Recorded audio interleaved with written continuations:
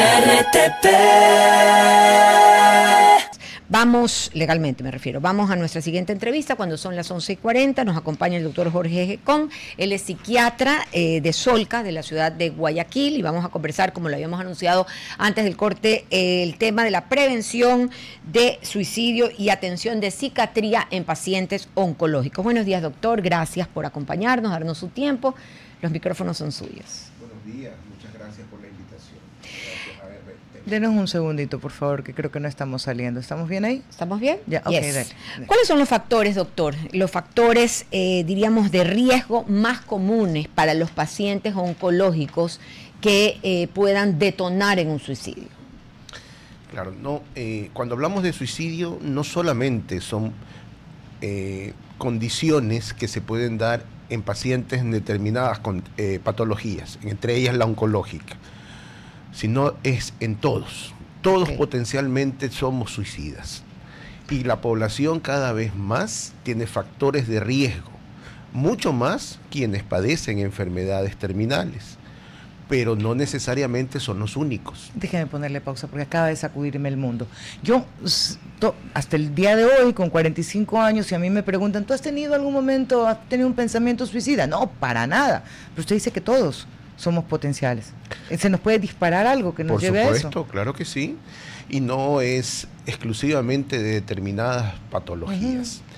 En cualquier momento de nuestra vida, bajo cualquier circunstancia, podemos poseer una enfermedad grave o adquirir una enfermedad complicada o la muerte de un familiar, condiciones económicas, sociales, familiares complejas que hacen que aparezca toda una situación de desborde en esa persona.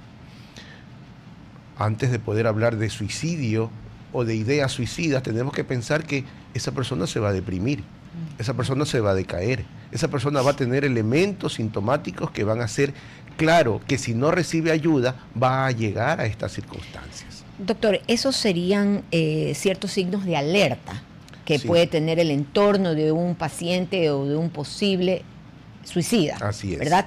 Ya. ¿Cuáles serían las estrategias de prevención ante esas alertas que recibimos? Tenemos que tener claridad, tenemos que tener objetividad en lo que veamos, no interpretación porque yo creo, porque a mí me parece, porque a lo mejor esto tiene una connotación diferente. No, tiene que haber signos y sobre todo elementos exactos que se llaman criterios para poder hablar de depresión, de suicidalidad. Por ejemplo, en depresión tenemos que tener 9 criterios. Okay. Y la depresión no es tristeza solamente, significa fatiga, significa pérdida de peso o aumento de peso, significa alteraciones del sueño, baja la cantidad de horas o aumenta la cantidad de horas, tiene que ver con disminución de la cognición, memoria, atención, orientación, tiene que ver con ideas de prejuicio o ideas de inutilidad, no sirvo, no funciono. Ok, si no digo la palabra correcta, usted me corrige, por favor. Todo lo que usted acaba de describir, que podrían ser signos, ¿son signos o síntomas, doctor? ¿Signos? Son síntomas. Síntomas, ok. A lo mejor se pueden camuflar dentro de la enfermedad. Y uno puede decir, oye, es que está durmiendo más. Oye, cuidado, es depresión. No, es propio de la enfermedad, las pastillas lo tumban. Oye, ya no está muy activo, ya no tiene muy buena memoria. ¿Será depresión? No, es cuestión de la enfermedad. ¿Cómo hacemos para que no se nos camufle? Por eso Y tampoco entrar en el otro. Cuidado que se va a suicidar y entramos al extremo. Por eso son los criterios. Si tenemos de estos 9 elementos, porque aún falta de reactividad, falta de placer, ideas suicidas inclusive. Si tenemos de estos 9, 5 por un mínimo de 2 semanas, estamos hablando de una depresión mayor. Ok, digamos que no estoy capacitada yo para detectarlo porque todo lo confundo y hago todo tragedia. Y tampoco quiero hablarle de llevarlo a un psiquiatra porque no sé cómo lo va a tomar. Estamos hablando de alguien que puede estar hipersensibilizado por cuestión de su enfermedad. ¿Cómo le hago, doctor? Ok, sabemos que hay estos criterios. No necesariamente es o te vas al psiquiatra porque si no te va peor. Ajá, porque vas a terminar suicidando. Entonces esa sería yo. Claro, entonces ya es un castigo. No se ría, así soy ya yo, toda la tragedia. Ya es un cuestionamiento, ya es una confrontación. Ajá. Y en vez de generar un camino, genera una brecha más bien de obstáculos. Doctor, ¿es válido? Sí, perdón que me salte el momento que estamos y déjeme retroceder. ¿Es válido en el momento que me comunican que tengo una enfermedad, cualquiera que ésta sea, y más si reviste de mucha gravedad, entrar de cogidito de la mano con un psiquiatra o con un psicólogo, con el paciente? Es parte del equipo. Ok. Que no siempre pasa. No, porque no, tenemos una sociedad más bien restrictiva o muchas veces llena de estigmas y muchos tabús. Ir al psiquiatra en la sociedad ecuatoriana es hacer que me den medicamentos que me van a hacer adicto, que yo no soy fuerte, que no puedo poner de mi parte. Pero ¿usted no cree, doctor, que esos tabús, esos estigmas ya se están diluyendo un poco, que estamos dando un paso a ser más abiertos, a estar más sin filtros y saber que no pasa nada? Han disminuido, sí, pero sí están todavía latentes, claro, ¿no? Obviamente se lucha contra ellos. Hoy tenemos más comunicación, hoy tenemos más momentos de concientización de lo que realmente es una enfermedad de salud mental y sobre todo tenemos más herramientas hoy. A pesar de ello, pues todavía existen también la otra parte, ¿no? Los antipsiquiatras, los que no deberían curarse con medicación, sino más bien todo natural, o simplemente yo pongo de mi parte, o simplemente el Espíritu Santo me va a ayudar.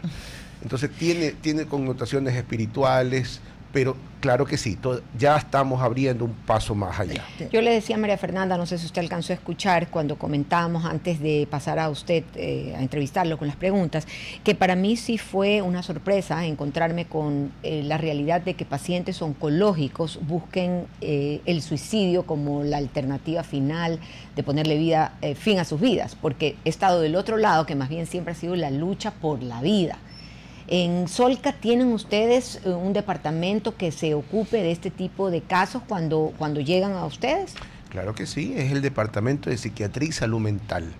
El hospital ha dado la apertura para crear este departamento, que no solamente es hacia los pacientes, sino también al personal del hospital. Se cuenta con más de 1.700 personas que trabajan en el hospital. Uno hace una diferencia cuando realmente hay un tratamiento. No se diga a los pacientes, ¿no? Ahora, entiéndase que el suicidio es la parte más, es justamente ya el extremo, el decir, me quiero matar. Pero también escuchamos adultos mayores que dicen, yo quiero cerrar mis ojos y no abrirlos nunca más. Es una idea suicida, es una idea de muerte.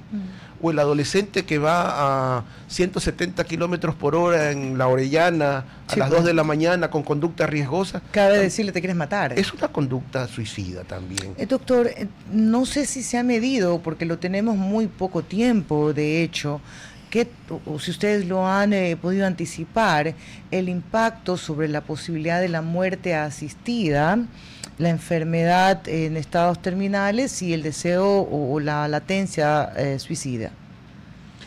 Es una manera de terminar ya con este sufrimiento, con este dolor que tengo. No quiere decir que es un suicidio, porque es una manera técnica, obviamente no avalada desde lo espiritual, desde lo terrenal y mucho más en contra de lo que el médico profesa, que es salvar la vida y no cortar una vida. Ya, regreso a las 2 semanas de síntomas. Usted decía, esto no necesariamente tiene que ver con la patología, ¿tiene que ver con la edad o con el sexo? ¿Influye de alguna manera? Estaba pensando en una criatura, veo muchos casos de cáncer, ¿cómo lo manejas ahí, por ejemplo? El problema de los niños, por ejemplo, es muy complejo. Ellos no van a presentar criterios de adulto que se da entre los 15, por ejemplo, y los 70 años, que son los mismos síntomas. O sea, los síntomas que usted nos describió son de 15 a 70. Antes de eso no son estos síntomas. Antes de eso hay irritabilidad, hay impulsividad, hay agresividad en los niños, hay retraimiento, no hay estos síntomas clásicos del adulto joven. Y en el adulto mayor, en el otro polo, en cambio, son quejas somáticas. Me duele, me molesta, no puedo caminar, no puedo. Entonces, mire cómo van cambiando biológicamente los mismos problemas, pero desde una condición propiamente ya cronológica. Okay. Doctor, una pregunta. ¿Cómo podemos hacer el entorno? Familiares, amigos, la gente cercana a una persona que estamos detectando que puede ser un posible suicida. Escúchenlo. Es lo primero que tenemos que hacer. No emitamos ningún tipo de comentario. Vamos, tú puedes, pero pon de tu parte, tú eres fuerte, tú puedes hacer esto. Porque muchas veces se torna, en vez de un camino, como les digo, una brecha de obstáculos. Comparativamente, ay, pero mira cómo tal persona salió y tú no puedes salir de esto. Peor todavía. O cuando simplemente todas las herramientas que tú tienes no sirven. Ocupa las que yo tengo. Jamás intervenir si no tengo claridad con lo que voy a exponer. Buscar ayuda profesional sí o sí. Por favor. Y las comparaciones no van, ¿no? En nada las comparaciones. La verdad es un tema tan importante como este, pero también, Mafer, piense, siempre que uno compara termina en negativo, porque siempre va a haber alguien que pueda más o que pueda menos, entonces mejor es no compararse. ¿Hay alguna etapa de la enfermedad en la que se presente mayor riesgo, mayor deseo de quitarse la vida? Siempre las estadísticas nos han dicho que entre los 19 y los 39, pero lamentablemente... ¿En la etapa de la enfermedad? La etapa del suicidio. 19 y 39. Pero hoy vemos de 12 años en adelante. Son cifras cada vez más complejas, más altas y que más tienen que llamar la atención. ¿Sabe qué? Perdóneme, quizá no tiene nada que ver con lo que estoy diciendo, pero lo aprovecho. Decíamos ahora más temprano de que hay que ver las palabras que uno utiliza, en qué tierra está sembrando. Pensábamos que desde el 2020, luego de la pandemia, nuestra psiquis no quedó bien. Y está muy frágil, muy sensible, muy irritable, odias al mundo. O sea, y hay muchas cosas que nos están pasando y no se tamizan. Y por eso quizás se incrementa incluso o se disminuye, como usted dice, las edades de quien frente a una enfermedad decide suicidarse. Bueno, la pandemia abrió una puerta que estaba muy, muy escondida, ¿no? Se establecieron ahora cuantitativamente problemas de salud mental, depresiones, cambios en el ánimo, TOC, fobias. Incluso en los adultos mayores el confinamiento generó un deterioro cognitivo. Quienes ya terminaron demenciándose o en procesos de demencia, y los otros en cambio quedaron con este proceso de deterioro. O sea, realmente fue una experiencia en salud mental compleja para la humanidad. Hoy estamos viendo que hay más patologías secundarios a la condición de confinamiento que hubo en la pandemia. Doctor, y para terminar, no son los casos, ¿no? Porque estamos hablando cuando hay alguna patología, pero vi un video que me conmovió mucho y me alteró mucho. Que decía la última foto antes de suicidarse, y eran jóvenes de todas las edades y de todos los sexos, pero sonriendo. Esa fue la última foto que se tomaron. Entonces decía, el depresivo o el suicida no es que necesariamente está bajoneado y triste, sino que se camufla muy bien.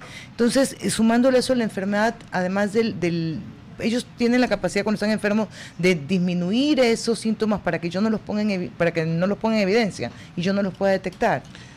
Es que no solamente son patologías por depresión, hay bipolares, por ejemplo, que puede detonar también, hay por adicciones, pacientes con consumo de sustancias y que en su etapa de eufórica deciden tener este llamado y que a ellos los enaltece en este momento y les produce gratificación, decir, me voy a matar. Y se puede tal vez hablar de querer interrumpir un dolor, pero no querer interrumpir la vida. Y tal vez hay estos casos también en los pacientes oncológicos que dicen, hoy no quiero vivir, pero tal vez un mañana sí.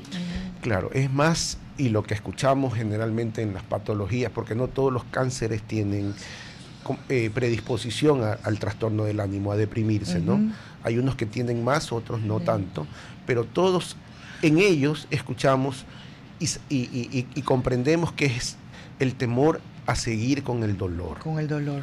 Y sobre todo a seguir con con esta vivencia que los desborda y que les produce tanta sensación de no poder ir más allá. Y lamento que la entrevista, sobre todo de mi parte, le haya girado en torno al cuidador de quien está enfermo y no hablar del que está enfermo y presenta estos síntomas. Y solo por eso la última pregunta. Si yo estuviera enferma y tengo todos estos síntomas, ¿cuál es la primera idea que cruza por mi cabeza que me debe alertar y decir, cuidado Fernanda, estás pensando en suicidarte? Que tenga cambios de estos elementos que hablamos inicialmente sobre la depresión mayor, que estos cambios se vayan presentando, que ya haya ideas, ¿no? De que qué tal será morir, qué dolerá morir.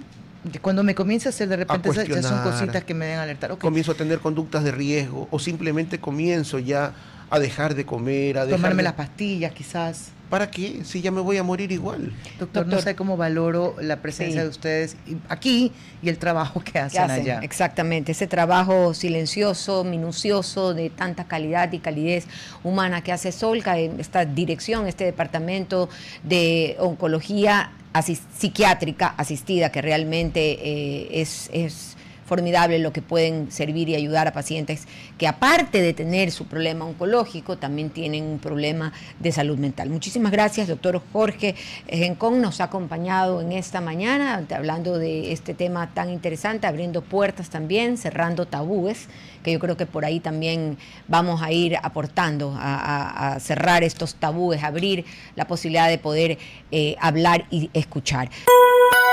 RTP